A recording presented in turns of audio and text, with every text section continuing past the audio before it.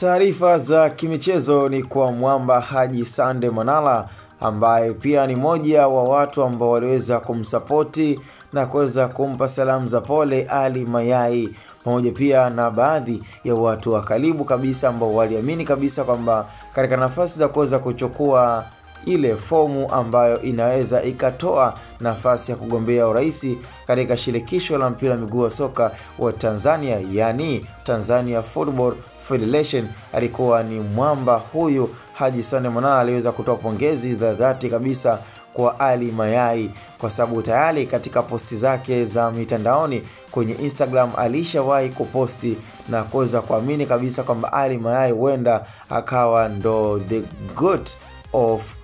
Afrika kwa hivi sasa katika soka la Tanzania, na yeye ndo akawa mbadala wa Rais Wallace Karia. Lakini cha ajabu hatujaona kabisa ni swala la kiungwana, licha kwamba hatuwezi kumpangia Haji Sande Manara maamuzi yake, lakini taarifa iliyotufikia ni kwamba tayari naye mwamba Haji Sande Manara ameshachukua fomu ya kugombea urais wa TFF, yani tarehe 14 mwezi wa 8, ambapo tayari imeweza kukadiliwa ikiwa ni siku rasmi kabisa ya uchaguzi. Basi naambia mpaka hivi sasa ni kwamba taarifa ambazo ziko wazi, Haji Sande Manara na yeye amechukua fomu kugombea urais katika TFF, Tanzania Football Federation, yani shirikisho la mpira miguu wa soka wa Tanzania. Sasa nirudishe pia airtime kwa wewe msikilizaji na mdau, unahisi ni sahihi ama ni wakati sahihi kabisa wa Haji Sande Manara kufanya maamuzi hayo,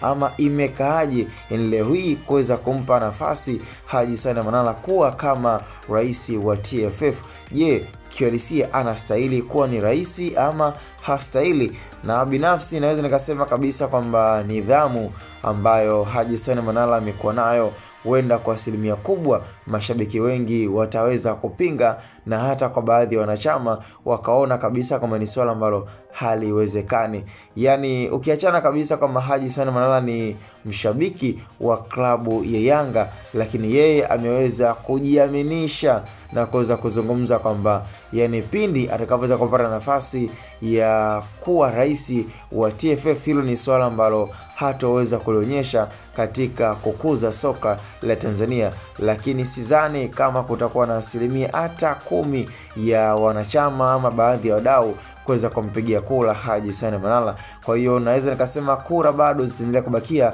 kwa Ali Mayai, ambaye kwa tarehe 14 mwezi wa 8 huenda nikasema kabisa kama mwenye kuchukua kiti cha urais na kuweza kulisi nafasi ya urais